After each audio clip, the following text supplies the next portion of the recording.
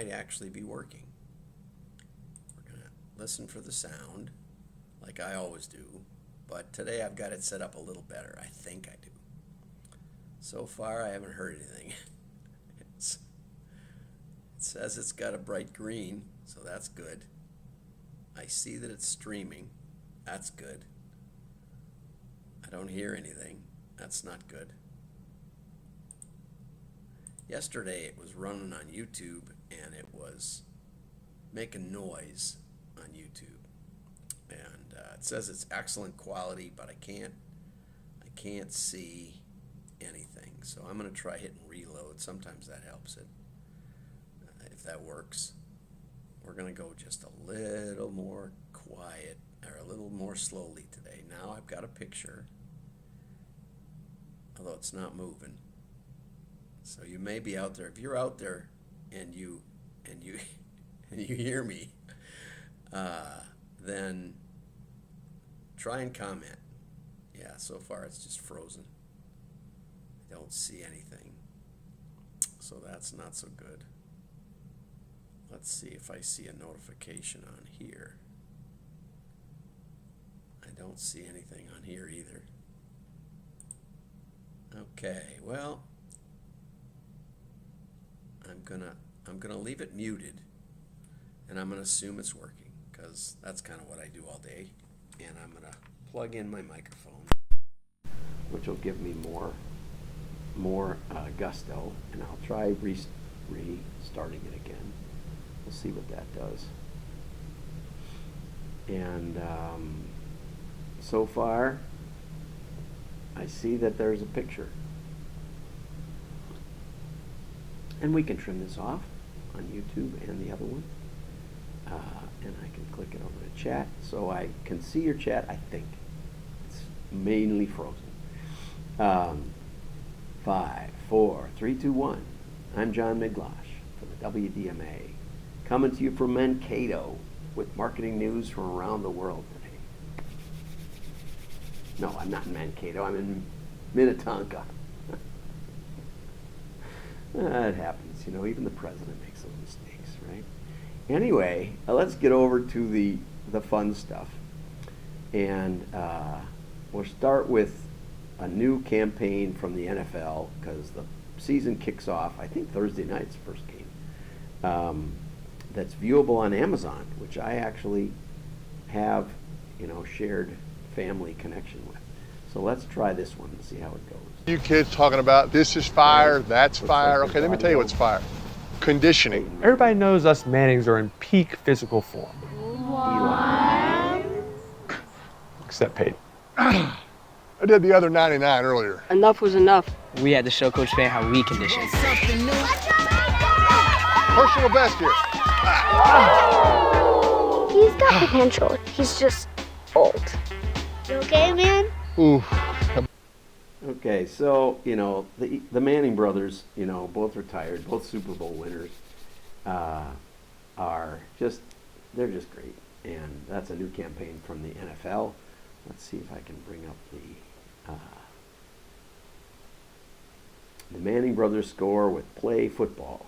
And this is from Media Post. And, they just poke fun at it, but basically say that football should be fun, and in truth, Peyton Manning has championed youth football throughout his career and participated in the creative aspects of the ad's development. His son has a cameo in the campaign. I don't know, well, I didn't pick that one up, but I don't know what his son looks like anyway. Football has played a big role in my life, and it's important for me to ensure that girls and boys of all ages get the opportunity to participate. I think that's pretty cool. And he seems like a genuine guy. I really like his commercials. Okay, now let's get over some really, good stuff. Direct mail for travel brands. Ad spend is expected to grow by 36%. And we're seeing a lot of cutbacks. We're seeing cutbacks in digital ad spend. I saw an article saying that the pharmaceutical industry is cutting back their digital ad spend. No, to be honest, it said that it was cutting back the growth. The growth was slowing in the digital ad spend, which is different than saying that the spend was, I suppose somebody's cutting somewhere. If the growth is, well, no, you don't have to cut. If we just don't keep expanding, that's going to slow the growth, right?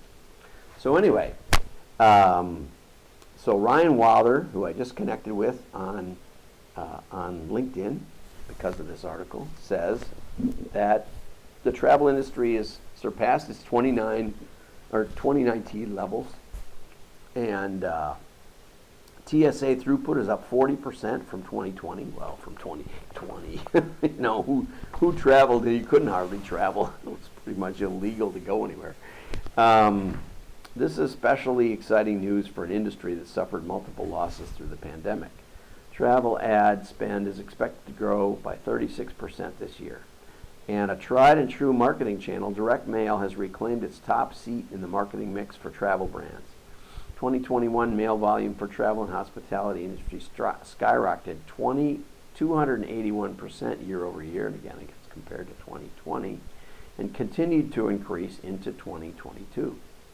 And that's from a direct mail volumes report on the Sequel blog, which I haven't really accessed much, and I think I'm gonna put that in my list of things to watch for, because they always have some really good articles. I usually pick them up when they get to Brand United. Direct mail traveling for Target for travel brands. Ryan cites the Epsilon Power of Me study, which we went over the other day, anyway, last week, I think. And you know, it has some circular assumptions in it.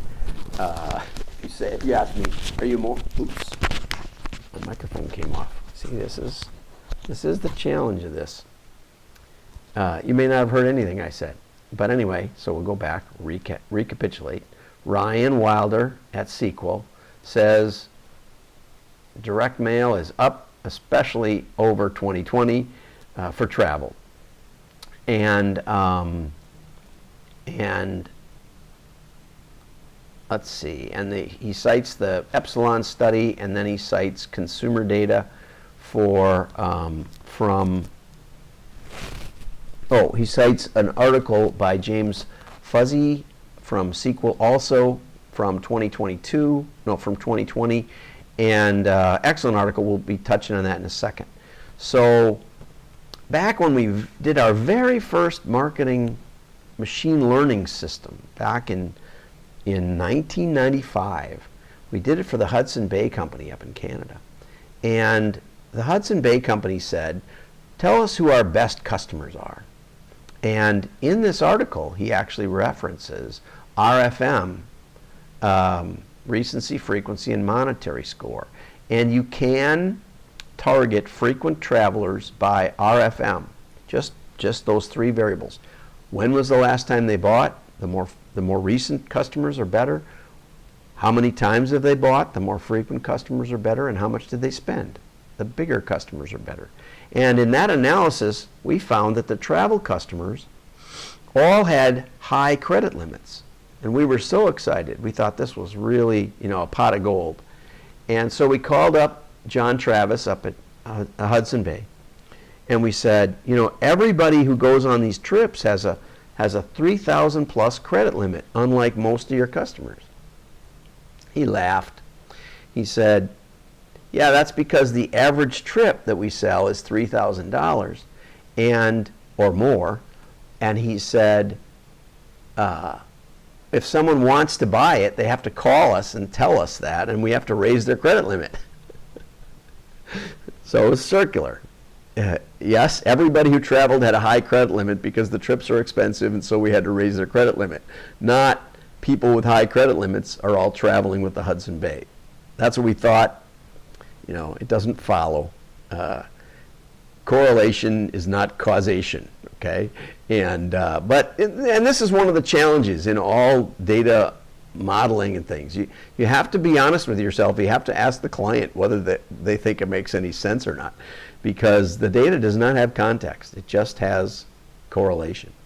And so anyway, that's the danger with just a pure customer analysis, is that you get, yes, the best customers are the best customers, but as I started thinking about it, I thought, well, you know, a trip to Cancun is not the same as a trip to the Yukon, right? Very, very different kinds of travel adventure experiences, right?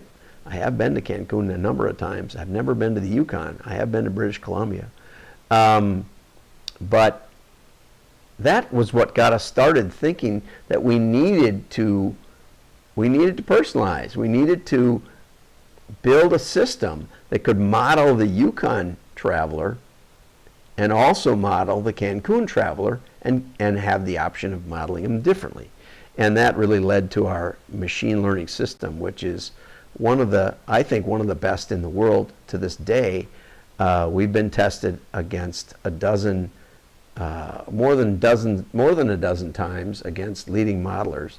And if we have the same variables, we inevitably win. So anyway, the travel industry has a variety of types of travel. You know, there's a budget traveler, there's a luxury traveler. We were talking yesterday to somebody who just came back from a cruise, and they said that the people they were with on their floor, they were on one of the nicer floors of the cruise ship, had been on 70 cruises, and they had 22 more booked. And they knew everybody on the ship, and it was like family for them. And so this certainly is a good example of how first party, or some people say zero party data, can be used. Of course, if they travel on a multiplicity of cruise lines, then it may not be the case that you know how many times they've actually traveled on other lines, but they're probably still one of your best customers, right? Ryan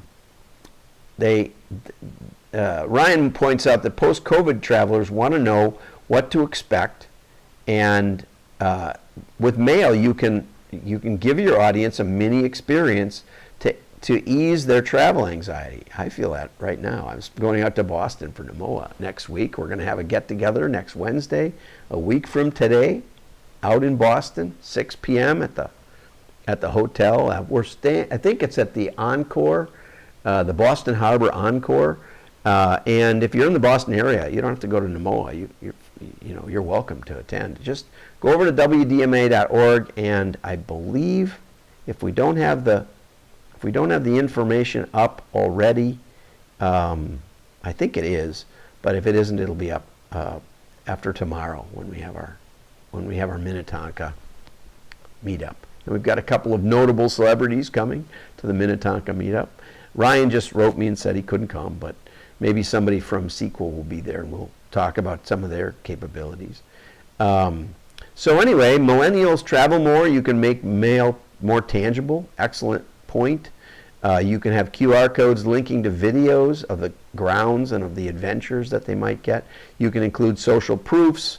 If you're selling travel insurance, maybe have stories of lost luggage or something like that, or lost passports, or, my kids who are in London right now have had many adventures like that.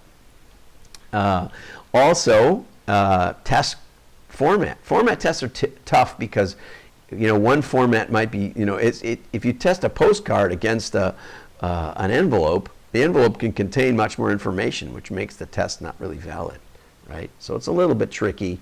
You're always making assumptions when you're testing formats. But according to Ryan, a self-mailer beat the previous control by 12%. And we don't really know what the previous control was, but presumably it was an envelope package. And Ryan, as I said, cites some advantages of mail, and James Fussy, who's also from Sequel, and I invited him for tomorrow night, is what is offline data? Well, first party is your data. Second party is someone else's data, someone else's first party data. And third party is aggregated from multiple sources, so they don't really have a relationship with you, or it's hard to say in the list business. We all share information, or we tend to. And so you may be a subscriber to a fishing magazine, and that may be shared with buyers of travel clothing. Like Land's End has a lot of travel clothing. I like their stuff, and but you could sub-select the people who've bought from Land's End, probably not by name. Land's End only does list exchanges, and this is where it gets complicated, and this is why you want to have a list professional working with you, because what one list may offer, the other list may not offer, right? But 4 reasons why this makes sense. One is that it's anchored. I love this. This is from James. It's anchored to an individual's name and physical address. Now, people change, but one of the proverbs I learned early on in my direct mail consulting business or training was that the home picks the family. So that my kids just bought this beautiful home in Minnetonka. It's on the end of a dead end. It's nobody comes by here, and it's got a big yard for the kids, and that's the previous owners had raised their kids here, and so they're the same kind of people that were living in it before, and that's often very much the case. Okay, online data, however, is anchored to your browsing history or search intent or your IP address or your best they can, your device fingerprint, and the apps that you have on your phone or grabbing stuff that you're doing. But the intent is often difficult, and I'm visiting right now, and so I'm filling the internet of their house with some of the things that I am looking at, and so that may not be things they're looking at, right? They try to guard against the internet, and they buy a lot online off their phones, which I don't do. I try not to. Okay, so the precision of this is, I remember one of the very first list projects. We used to have to go down to the library and pull out the big SRDS books about this thick, and I was working for Johnson Hill Press, I think it was, in Fort Atkinson, and we were looking for high-income individuals, and one of the categories they were interested in, they had farmers, they had executives, they had professionals, like doctors and lawyers, and they had airplane owners and pilots. And so I went down and looked up the variety of pilots was just astounding. And I was really impressed with that. But is that government data up to date? Did it work in the mail? They weren't necessarily mail order buyers. They weren't necessarily people interested in looking at all their mail. And so, and if you said, well, I want to, I worked on the Marion Merrill Dow Cartizan campaign, and direct mail beat all the other media, but we weren't able to go rent the people that had heart conditions and were taking Cartizan. Just, that's not allowed. That's protected information. And so, you can model some, and James talks about modeling here, but it's an art as well as a science. And one of the things, though, that mail gives you, and then we'll conclude, and these articles will be available on the WDMA website if you're a subscriber, in the members only section. But one of the things that mail gives you is that because we know it gets delivered, and because we know who we mailed to, we have both sides. We have the responders. Everybody has the responders because they responded. But we also have the non-responders. We know who got mailed and engaged with the piece. You have to look at it more than you have to look at anything on your computer. Those banner ads and stuff, they go by. They will go away if you leave them alone. Whereas mail piles up. You have to look at it. Okay? So we know who looked at our mailing piece, decided it wasn't something for them, and didn't respond. And we also know who did respond. And that labeled data set is the key requirement of machine learning. And mail gives you that. And so, excellent article by both Ryan and James, and I hope you'll go to WDMA and subscribe and see the articles. And also, I hope to see you tomorrow night at Jimmy's Kitchen in Minnetonka. We'll have a conversation about mail, what's working, what isn't working, and I especially hope to see the people from Sequel, some be represented. We have some other celebrities who've said they're coming. Have a great day. Like and share.